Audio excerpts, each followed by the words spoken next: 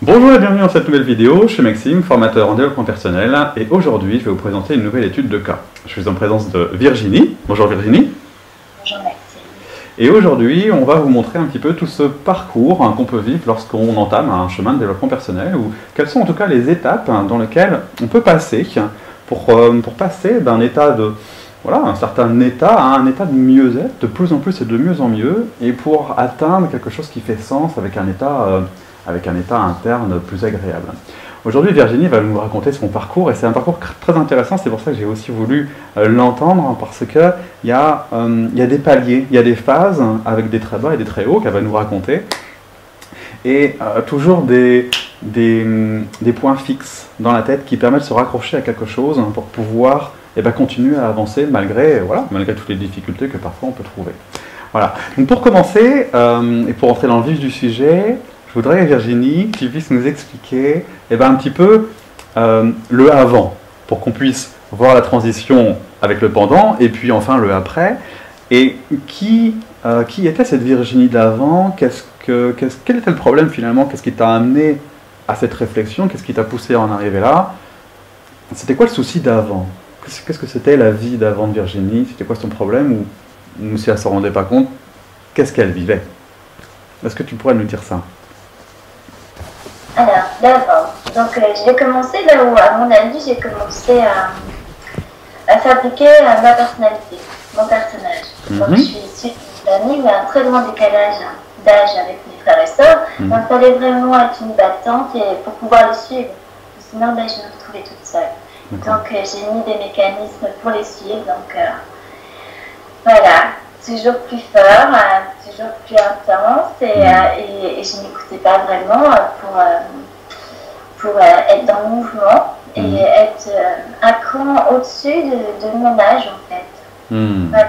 Il y avait un conditionnement, il y avait une influence extérieure. Ouais. Bien sûr, ça ne m'a pas parlé de ça de ma famille parce que c'est pas quelque chose qu'on avait vraiment développé dans mon environnement, développement personnel, des choses comme ça. Pas du tout. Donc il y a eu pas mal de croyances de la vie c'est dur, voilà, pour rien demander aux autres. J'ai même été élevée avec un mantra fabuleux, qui est la vie c'est de la merde et tu dois en manger une cuillère tous les jours. Ah, oui. Très bien. Quand tu es élevé avec ça, mais quand il t'arrive des choses difficiles, tu te dis c'est normal, c'est ça la vie. Bien sûr. Et en plus, tu les disais bien, tu vois bien arriver, et voilà, tu ne te reprends pas, tu dis c'est normal, quoi. Et ça, c'est pas quelque chose que j'aime trop. J'aime pas en parler parce que je sais que ma mère a fait. Pour elle, ça partait d'un bon principe, c'était pour me renforcer, voilà. Bien sûr. Clairement. Donc voilà, ça c'est pas du tout le côté de ma vie dont j'ai envie de parler. Je comprends. Et alors, et toi dans cette vie, jusque-là, qu'est-ce qui se passait? T'étais bien, t'étais pas bien? Il y avait... qu'est-ce qui a déclenché? J'étais bien. Moi, j'étais bien parce que j'en avais vraiment sous le pied. J'étais enfant, et puis tu vois, quand même, malgré tout, tu vois toujours les côtés super positifs. Moi, j'ai bien vécu tout ça. D'accord. C'était extraordinaire, quoi. C'était extraordinaire, même si j'étais en décalage total avec les enfants de mon âge, puisque, voilà, j'étais beaucoup plus mature. Qui après crée des problèmes au niveau scolaire, puisque je suis arrivée avec un environnement que je ne connaissais pas. Donc je suis arrivée à tenir 7 ans à l'école, avec la primaire inscrite. C'était vraiment un caractère fort. On m'avait forcé, c'est un souvenir d'enfant, on m'avait forcé à manger la peau de la poule au pot. J'ai été voir le directeur, j'ai dit qu'il avait perdu une cliente. Pas le truc. Ouais. Et là, j'ai 7 ans.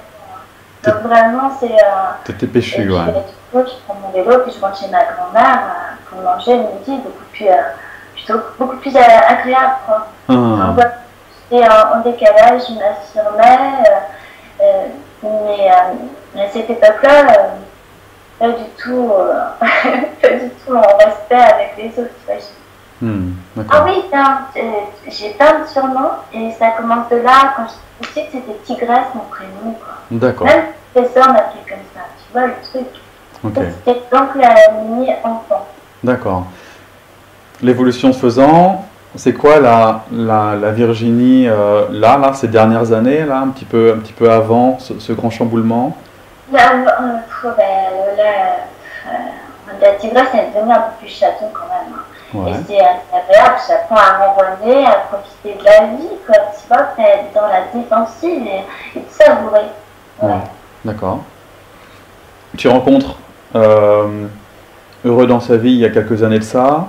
Qu'est-ce qui t'amène à ça? Qu'est-ce qui se passe? C'est quoi ta... Il y a 2 ans et demi, je me suis rendu compte que ma vie, c'était des cycles de 7 ans.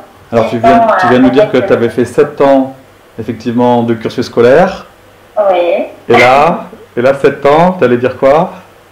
7 ans avec le père de mes enfants. Ok. Tu as combien d'enfants aujourd'hui? J'en ai 2, okay. 15 et 17 ans. D'accord, très bien. Okay. Et après, j'ai fait 7 ans, et j'ai fait 2 fois 7 ans avec le même homme. Et ce qui était vraiment impressionnant, c'est que les lettres qu'il m'envoyait, oui. c'était exactement les mêmes 7 ans avant. Donc on a fait ensemble le même cycle. On a fait une petite pause de 8 mois, et on a tout recommencé pareil. D'accord. C'était le même homme ou c'était un homme différent? Non, le même. Le même, d'accord. Avec une pause entre les deux, quoi. Avec une pause entre les deux, parce qu'il y a une étape qu'on n'est pas arrivé à passer, en fait. D'accord. Et tu as réussi à la passer après, dans la deuxième période avec lui? Pas du tout. Non plus. Ouais, ok. Très bien. Alors, qu'est-ce qu'elle vivait, cette Virginie de l'époque-là, dans cette relation-là, de 2 fois 7 ans? Comment tu te sentais? Qu'est-ce qu'elle est bien, qu'est-ce qu'elle est pas bien? De quoi tu souffrais? Qu'est-ce qui t'a emmené, tu vois, à, je sais pas, à changer quelque chose? Changer quelque chose? Moi non, hein, je souffrais, mais j'en avais pas vraiment conscience. Hein, c'était normal. Ouais. C'était normal. Ben oui, la vie c'est dur. C'est dur, la vie c'est de la merde. Nickel, c'est normal, je fais avec. Donc t'étais dans... Finalement c'était normal ce qui t'arrivait, t'étais dans la suite logique d'une telle croyance. Tu correspondais à ce que tu pensais, ok, ouais. Bien sûr. Donc c'était comme ça. Et donc ce qui m'a fait réagir, c'est que mon ami, lui, ça ne lui convenait plus du tout. Mais plus du tout, et il se rendait compte des schémas de répétition, il se rendait compte de pas mal de choses, et comme je voyais qu'il allait pas bien, j'ai voulu trouver des solutions pour lui. D'accord. Moi c'est normal. Donc toi, tu étais dans un oubli... Oubli de soi total. Total. C'est pas fait. La vie, c'est pas fait pour rayonner, pour être pétillant, pour être bien, pour... D'accord. Non, c'est dur. Oui, c'était dans le dur, comme tout ce que tu avais vécu finalement jusqu'à présent, quoi. À l'école et tout le reste, quoi. Ouais. Ouais, c'est comme ça. Donc, qu'est-ce que tu cherches comme solution pour cet homme, alors, pour le coup? Puisque c'est pas pour toi, comment... Tu vois? Pour cet homme, mais en fait, de 7 ans, là où on s'était séparés la première fois, oui. J'ai pas pu trouver de solution. Parce qu'à l'époque, on était à l'époque d'Internet où ça ramait, mais sévèrement. Donc, on n'avait pas cette facilité de pouvoir découvrir une autre manière de faire les choses, de vivre les choses. Ouais. Donc, il n'y a pas Internet. C'est l'époque où il y a Internet, le débit est très faible, ouais. Ça coûte très cher, ça ne marche pas. D'accord. Que là, c'est très simple. Et je prends les phrases qu'il me dit, je les mets dans Internet et j'essaie de trouver une solution. J'essaie de trouver une solution par rapport à son problème à lui. Moi, j'en ai pas. C'était quoi son problème à lui? Quelle solution t'as trouvé? Une perte de libido, mais de la vie entière, quoi. Il est triste. Ok. Tu vois, il y a la libido élargie, quoi. Ouais, je comprends. Ouais. Alors pour lui, il voyait que la libido sexuelle. Moi, je voyais bien qu'il y avait une libido de tout. Il y avait plus cet engouement, peu importe où on était. C'est un manque d'envie. C'est envie, un manque d'envie, un manque, hein, c'est ça?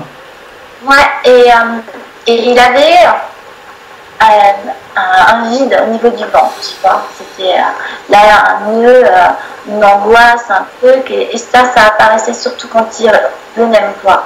D'accord, d'accord. Ok. Donc voilà. Donc j'ai le problème, c'est l'autre. Tu vois? Bien sûr. Donc c'était là-dedans et qu'est-ce que tu trouves? Tu vis avec quelqu'un tout le temps négatif et tout. Bien sûr. J'ai mes 50, je suis pas une noix blanche dans l'histoire du tout. Ouais, bien sûr. Donc voilà, c'était intéressant et justement, je crois que ce qui m'a fait venir sur ton site, c'est ça. C'est l'histoire des 50-50. Ah, c'est très juste. Alors pour ceux qui n'ont jamais entendu parler des 50-50, est-ce que tu peux développer ce concept, cette réalité, ce principe, cette vérité pour toi? C'est quoi le 50-50? Le 50-50, c'est que dans une relation, on est deux. Oui. Et pour que cette relation fonctionne, oui. il y a 50% d'un côté oui. à faire et il y a 50% de l'autre côté à faire. Okay. Donc, vraiment, on s'investit à 50% tous les deux. D'accord. Et quand il y a des problèmes, on ne peut pas dire que lui, il a rappelé avec 80% des problèmes viennent de lui et moi, juste ce qu'il y a. Non. C'est un équilibre. Bien, on a chacun notre. Donc j'ai vraiment listé ça. C'était important pour moi de lister ça. Donc est-ce que tu veux dire que dans une relation quelle qu'elle soit d'ailleurs, une relation amicale, sociale, professionnelle ou amoureuse, affective, est-ce qu'on peut partir du principe qu'on a notre part de responsabilité? Est-ce que tu veux dire que tu assumes le fait que possiblement tu aies une part de responsabilité dans ce qui arrive? C'est ça? Clairement. D'accord. Clairement. Ok. Super. Très très bien. Donc c'est comme ça que tu trouves heureux dans sa vie, en cherchant par 50-50. Et qu'est-ce que tu découvres dans ce truc-là? Qu'est-ce que ça te fait? Qu'est-ce que tu décliques? Qu'est-ce que tu comprends de ça? Et qu'est-ce que ça t'amène vers quoi? Mais moi je suis aux anges quand je tombe sur ce site-là, parce que je me dis c'est ok là, j'ai tout pour pouvoir construire et passer à l'étape suivante dans ma vie de couple et pas reproduire un schéma de répétition. Donc là je me dis, ben voilà, j'ai les règles du jeu entre guillemets. J'ai quelque chose qui me paraît tangible, que je peux appliquer, que je peux mettre à profit pour moi, pour toutes les situations de ma vie. Tu vois, là, je suis aux anges, là, je suis wow. La lumière s'allume. C'est Saint Graal, là, tu vois, l'illumination. Alléluia. C'est vraiment, là, c'est top, quoi. Je suis trop contente, quoi. D'accord. Tu vois? D'accord. Donc là, tu te dis, ça me parle, il faut que je creuse. Ouais. Ok. Donc là, tu lis des articles, tu écoutes les vidéos, comment tu t'y prends pour mettre en application? Quelle astuce tu pourrais te donner aussi à travers ton expérience et ton expertise, parce qu'aujourd'hui tu as réussi quelque chose, tu vas nous en parler, mais comment, tu vois, toi ton truc pour mettre en application des théories et des concepts qu'on peut trouver sur Heureux dans sa vie, comment tu as fait? Mais ça je vais le dire, mais c'est pas arrêté là. C'est l'étape suivante. Et là, il y a vraiment la grosse étape qui fait que c'est là que j'ai mis en application et que parce que tout ce que j'avais mis en place, ça s'est écroulé. Cet homme-là m'a pas suivi sur ce projet-là. C'était un investissement et il n'avait pas de temps pour ça, pour faire un travail sur soi. Et voilà, donc, et la vie est bien faite, elle lui a mis tout de suite quelqu'un qui correspondait à ses attentes de désir, de plaisir, comme ça, extérieur, et qui arrive maintenant et a mis un truc juste grandiose auquel il a dit oui, bien sûr. Et là, moi, j'étais gringolée, très très bas. Là. Ouais. Voilà, donc là, tu vois, j'étais contente, j'avais trouvé des solutions. Mais là, je dégringolais. Et je me suis raccrochée à la phrase que tu m'avais écrite. On en avait discuté ensemble par téléphone et tout, que ce chemin-là, il était à faire en couple ou seul. Donc ça, c'est toujours resté dans ma tête. Ce chemin-là, c'est pas parce que tout d'un coup, tu as perdu la personne avec qui tu voulais faire ce chemin-là. je voulais, je m'accrochais à cette idée-là. Tu étais déjà engagée. Ouais. C'est un gâchis de ne pas faire ça ensemble, tu vois. Donc toute cette injustice-là, alors ça m'a fait tomber très bas parce que je m'accrochais à une envie d'y arriver avec une personne bien précise. J'avais besoin d'un soutien et je me rendais bien compte que, je voyais bien à chaque fois que tu mets en place un projet et qu'on est plusieurs, ça va beaucoup plus vite. C'est un entraide, c'est un engouement, on se remonte les uns les autres, donc c'est très appréciable. Et là, à ce moment-là, je suis toute seule. Bam, tac. Alors, tu dégringoles. Ouais, donc là, on est dans la phase dépressive et suicidaire. C'est important que je le dise parce que ça, c'est arrivé. Et c'est arrivé et j'avais 2 enfants. Ouais. Voilà, j'ai encore pas voir parce que c'est dur. J'avais 2 enfants et souvent on me pose cette question-là, mais comment on peut avoir des idées de suicide quand on a des enfants, quoi. Et alors j'ai tapé cette phrase terrible sur internet qui était qu'est-ce qui est mieux pour mes enfants, d'avoir une mère dépressive ou suicidaire ou pas une mère. Bien, ok. Ça c'est dur, hein, tu vois. Et c'est encore difficile pour moi d'exprimer ça, mais c'est important que je dise ça. Parce que voilà, on n'arrive pas sur un développement personnel. En tout cas, moi je suis pas arrivée à un moment où c'était tout beau. Je suis arrivée dans un moment où c'était vraiment très très difficile. Bien sûr, c'est souvent le cas. Et là, je suis arrivée sur un autre site de Thierry Tournebiz qui lui parlait de ça, du suicide. Toi, je crois que tu n'en parles pas. Non, j'en ai peut-être parlé une fois, mais non. Ouais. Voilà, donc là, on est venu que j'ai lâché ton site pour aller sur celui de Thierry Tournebiz. Ok. Et c'était très complémentaire. Les 2 sites étaient très complémentaires dans le sens où le tien, il y avait, tu ramenais une chaleur humaine avec la présence de tes vidéos. Ok. Surtout dans notre vie avec tes vidéos, tu vois, on te voit bouger. Il y a quand même une grande partie du langage qui se fait par le langage du corps. Et ça, c'est important. Quand sur le site de Thierry Tournebiz, c'est que des textes. Et tu vois pas d'autres rigoler. Ça fait tellement du bien, ça.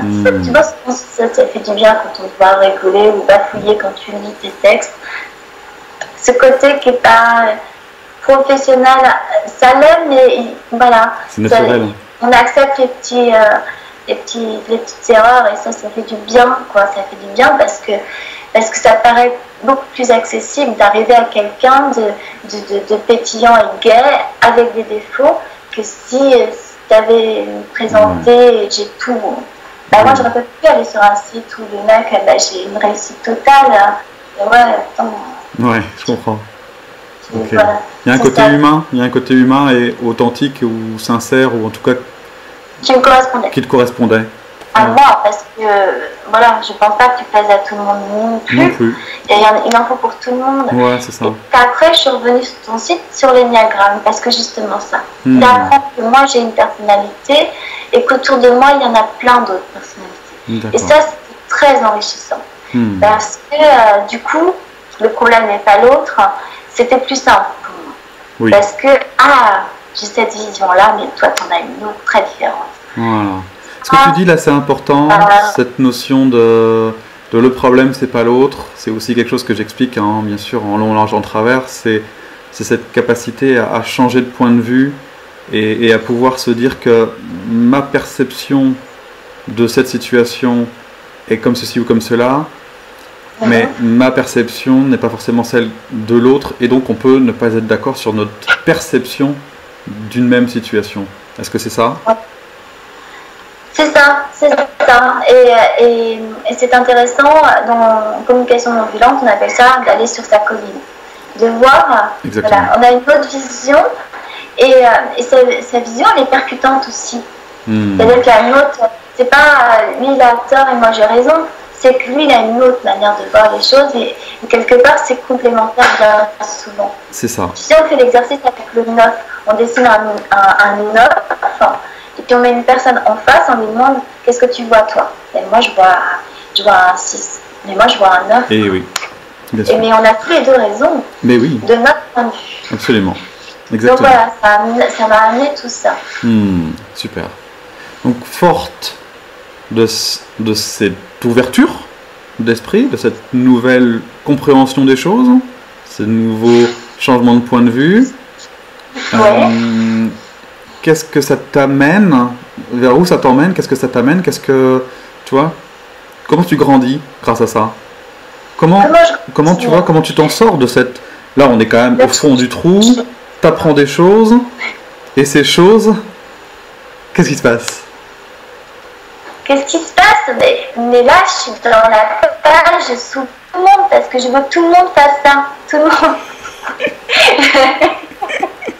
Je suis dans cette frénésie, mais ça, c'est la solution. C'est vachement intéressant d'aller voir sur la colline de l'autre, Donc là, je prends la grosse tête et je saoule tout mon entourage, mes enfants, ma famille, mes amis. Je saoule tout le monde. Je ne parle plus que de ça parce que moi, ça me nourrit, ça me fait du bien. Alors, j'ai envie de le partager. Et des fois, je fais des stages et j'ai envie de partager mes stages. Mais non, mais eux, ils n'en sont pas là, quoi. Donc, laissez tranquille. Donc, comme il faut que je fasse mon application, je me suis dit, il y a bien des gens sur Terre qui ont envie d'être saoulés, quoi, tu vois. Peut-être, ouais. Alors, ça, c'est un trait de génie. Ça, c'est énorme. Donc, je me suis inscrite. J'ai fait un stage de communication ambiante et je voulais vraiment exploiter ça.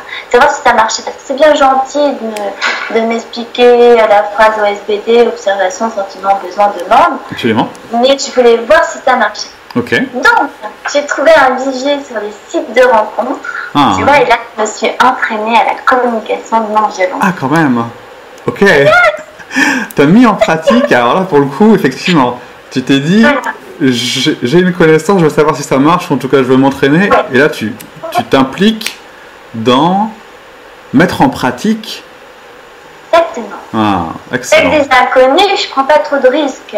J'embête pas toute ma famille, puis là, ils saturent. Tu vois, ils n'en peuvent plus, quoi. Et puis, je fais mes expériences avec des étrangers et je regarde ce qui marche et je regarde ce qui marche pas. C'est très atypique, en effet.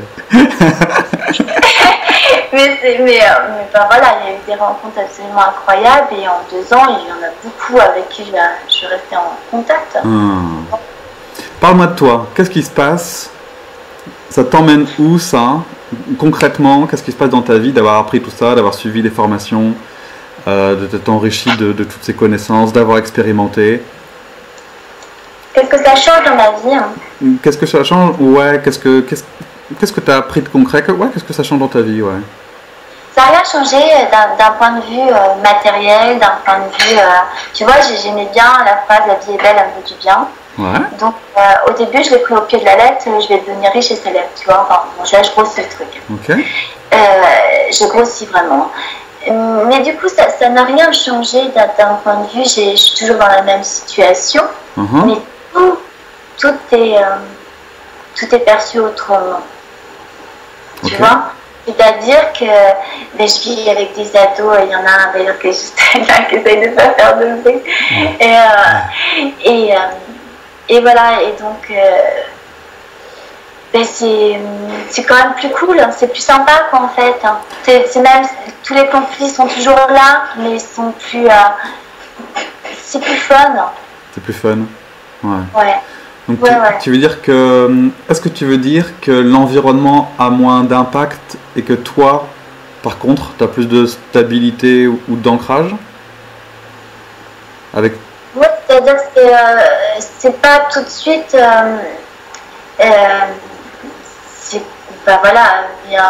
la culpabilité, elle est moins là, quoi. Tu vois, je fais des expériences, quoi. J'expérimente des trucs. Je fais pas des erreurs, c'est des expériences, ça change tout, quoi. C'est pas, là, j'ai encore merdé, là, sur ce coup-là. Ah bon, bah tiens, qu'est-ce que je peux retenir de cette situation qui n'a pas vraiment abouti à ce que je cherchais, quoi. Tu vois, donc voilà, ça c'est vraiment un plus. Et dans ces moments de vague là, tu utilises des coachings communs par exemple pour ça t'aide, ça c'est quelque chose qui est important pour toi? Les coachings communs, oui, ça c'est vraiment important et moi la question que je vais poser que les questions de tous les participants, parce qu'en fait ce qui est étrange c'est pose une question histoire enfin, moi, je pose une question pour alimenter les échanges. Et je me rends compte que les questions des autres sont très percutantes et m'aident vraiment, quoi. Et puis ce sentiment d'être moins seule, tu vois, du coup, ça c'est énorme parce que je suis pas toute seule à expérimenter des choses, quoi. C'est ça. Donc ça fait du bien, ça fait du bien, et puis que c'est généreux comme service. Ça, voilà, il y a une notion de générosité, de sincérité de la part de tout le monde. Ok. Donc aujourd'hui, donc je comprends que la situation elle est comme elle est. Il y a des choses qui ont changé, mais dans l'absolu, il y a des choses aussi qui sont similaires. Par contre, ce qui est différent, c'est ta vision du monde ou ton regard sur ces choses-là. Mon interaction avec, oui. Ton interaction aussi. Ah oui, tout à fait, même avec les animaux. C'est comme ça que ma mère a vu que j'avais changé. Avec quoi, tu dis? Les animaux. D'accord. Le chat de ma maman s'approchait pas de moi. Ah. Tu vois? Et un jour, elle l'a vu s'approcher, elle m'a dit, ah, c'est vrai que tu as changé. Parce que avant, elle s'enfuyait tout le temps quand tu arrivais. Donc tu vois, c'est vraiment là, quoi. Ok. Ouais. Voilà. Et alors, du coup, tous ces changements que tu ne peux que constater vis-à-vis de toi-même, ça te fait quoi? Qu'est-ce que ça te fait d'être dans cette nouvelle peau de la Virginie? Ah, tu vois? C'est émouvant. C'est très émouvant parce que c'est-tu quand tu arrives et que tu n'avais plus d'espoir de rien, et là tu as de l'espoir, tu as de l'envie, tu es content d'être là, quoi. Tu te dis waouh. Voilà. Et il y a cette notion-là peu importe ce qui va se passer, je sais que c'est possible et que je trouverai toujours qu'on n'est pas seul. Moi, ça, c'est pas seul. Maintenant, il y a Internet et regarde, même si on n'est pas là physiquement l'un à côté de l'autre, c'est super confortable, quoi. Donc voilà, c'est vraiment, c'est un miracle, ça. Il y a des tas de choses qui facilitent les échanges, qui ne sont pas virtuels du tout.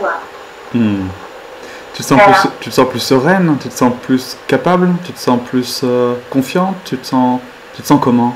Si tu devais décrire Virginie, comment? Je me sens juste bien, mais je peux pas coller une étiquette. Ça évolue tout le temps, mais peu importe comment je me sens, tu vois. Déjà, je me sens, c'est déjà énorme. C'est vrai. Tu vois? Oui. Je sens ça en moi. Avant, je ne sais pas, je pensais, peu importe. À mon avis, tu peux prendre l'attention qui devait être catastrophique, mais oh, ça va, nickel, je suis zen. Oh, moi, je suis zen. Mais pas du tout. Ouais, et donc là, je le sens, je me sens. Je me sens quand je suis triste, je me sens quand je suis glace, je me sens. Voilà. Ça change des choses. Parce que du coup, c'est là qu'elle arrive, l'harmonie, pour moi. L'harmonie, elle arrive là. Quand tu acceptes le moment que tu vis là, avec ce qui génère en toi, et quand c'est ok. Tu vois, ça change le truc. Tu acceptes le moment présent? Oui, j'en demande d'ailleurs. Oh, bravo, génial.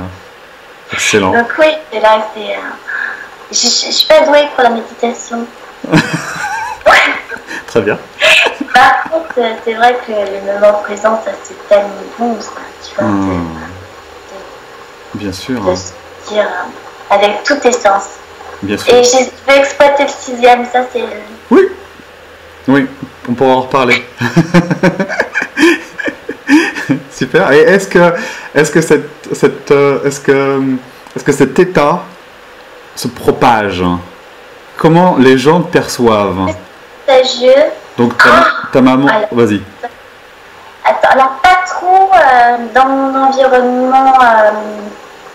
proche? Non, proche. Ouais. Étrangement, ça pas trop.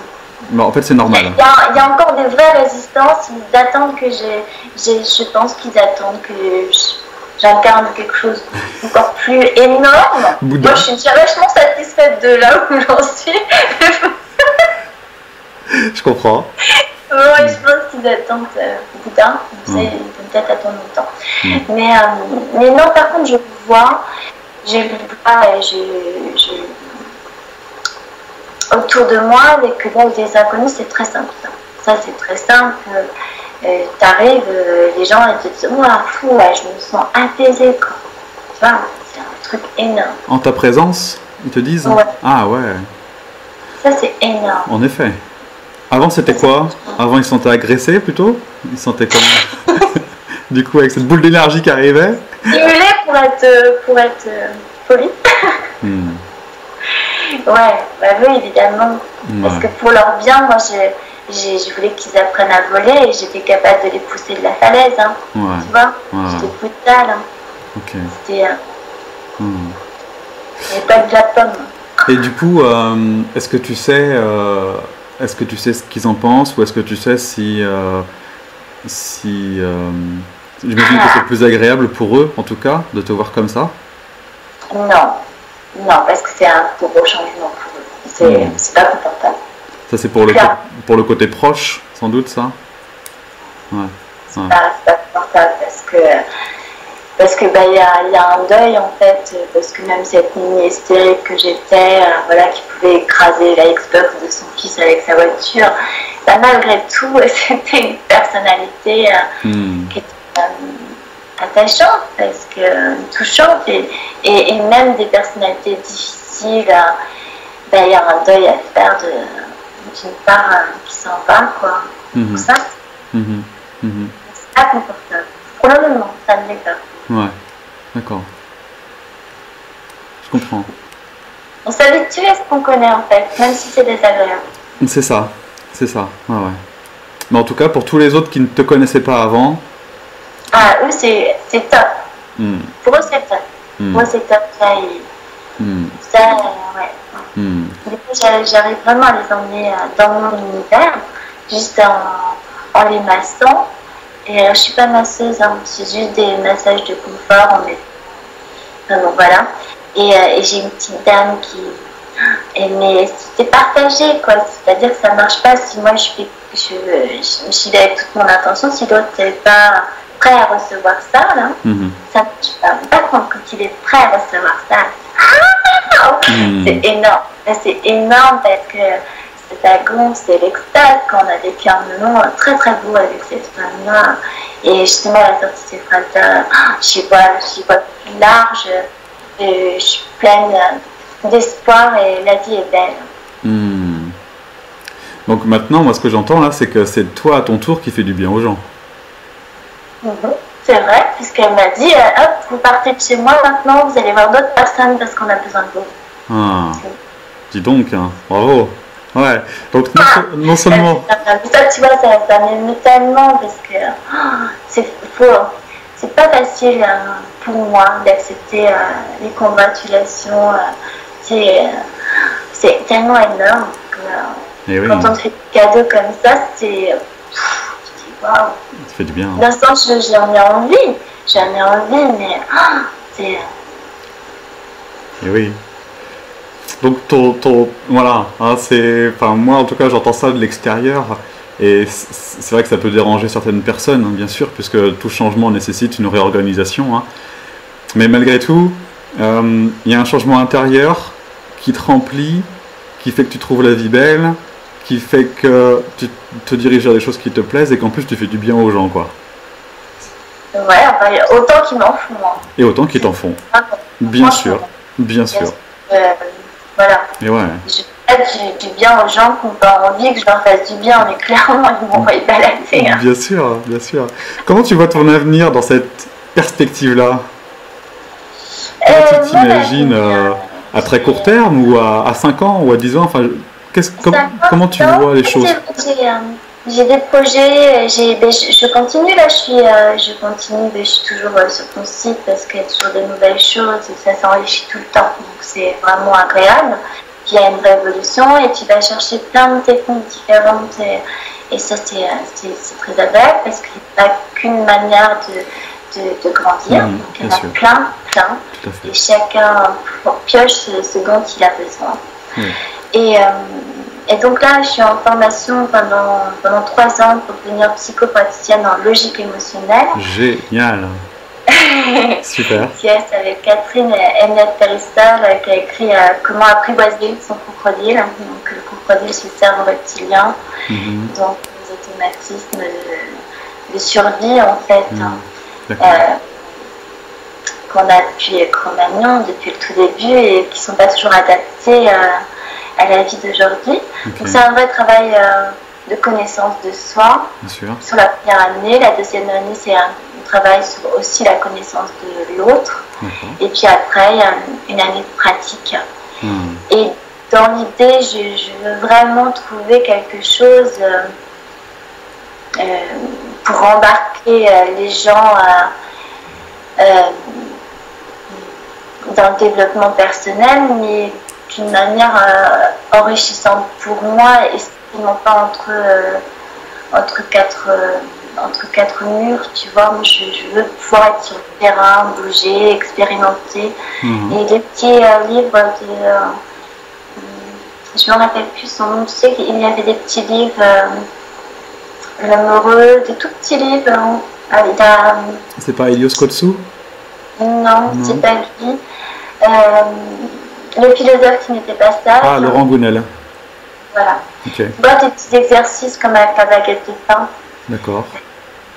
Oui. Des petits exercices là de la vie de tous les jours qui font du bien. Moi, en allant justement sur ces sites-là, j'ai expérimenté plein de choses, découvert plein de visions différentes, aussi de niveaux sociaux différents. De l'homme avec la Porsche à l'homme qui peut s'acheter que 2 cigarettes par jour. Et ça, les deux étaient extrêmement enrichissants. Super, ok. Voilà. Donc une future personne aidante, en tout cas. J'espère, en tout cas pour moi, déjà c'est pas mal. Est-ce que ça, c'est un truc que je me rends compte, c'est que il n'y a plus grand chose à faire quand tu as déjà fait le travail sur toi. Tu incarnes un truc et tu donnes vie à l'autre. Ok, super. Et tu donnes des leçons, non, ça ne marche pas. Non. Alors du coup, qu'est-ce que tu pourrais dire à une personne comme toi qui vit des choses pas faciles, qui essaye des trucs mais qui des fois perd un peu espoir, tu l'aiguilles, tu lui dis quoi? Mais ça, du sourire, le regarder comme un être humain, quoi, tu vois. Tu lui redonner toute sa dimension humaine, quoi. Lui montrer tout ce qu'elle a fait déjà. Parce que c'est pas tout ce qu'elle va mettre en place, c'est déjà tout ce qu'elle a fait avec ce qu'elle avait, quoi. Prendre conscience de ce qui est là. Ok. Super. Et génial. Écoute... Merci Virginie pour tout ça. Est-ce que tu veux rajouter, avant qu'on termine, quelque chose d'important pour toi, qui semble utile pour ceux qui nous entendent et qui nous entendront plus tard? Rien, justement, de sourire à la vie, de sourire intérieur. Il y a un vrai sourire, un sourire intérieur qu'on ne voit pas. Là, ça va toujours tout le temps. Et ça fait du bien. Ça se sent. Ok, super. Écoute, je te remercie beaucoup pour avoir pris le temps de cette rencontre. Et puis en espérant que tout le monde puisse en profiter. Merci d'avoir été un pilier, vraiment une boîte de sauvetage incroyable. Tu vois. Et puis un grand merci de tout ce que tu as fait, quoi. C'est vraiment des personnes comme toi qui aident les gens qui sont au fond du fond à s'en sortir. Avec grand plaisir. Je suis très content aussi d'avoir pu le faire et de continuer à le faire, puisque nous on va se revoir de toute façon au moins tous les mois pendant les séances de coaching commun, de supervision. Et puis on pourra échanger comme ça, ainsi de suite, quoi. Super. Bon, merci beaucoup. Et puis à très bientôt pour tous ceux qui nous entendent et qui ont participé à cette interview. Merci Virginie pour avoir partagé ton expérience. Et puis à très bientôt pour la prochaine. Bonne journée à tous. Au revoir. Salut Virginie. Merci. Je t'en prie. Merci à toi.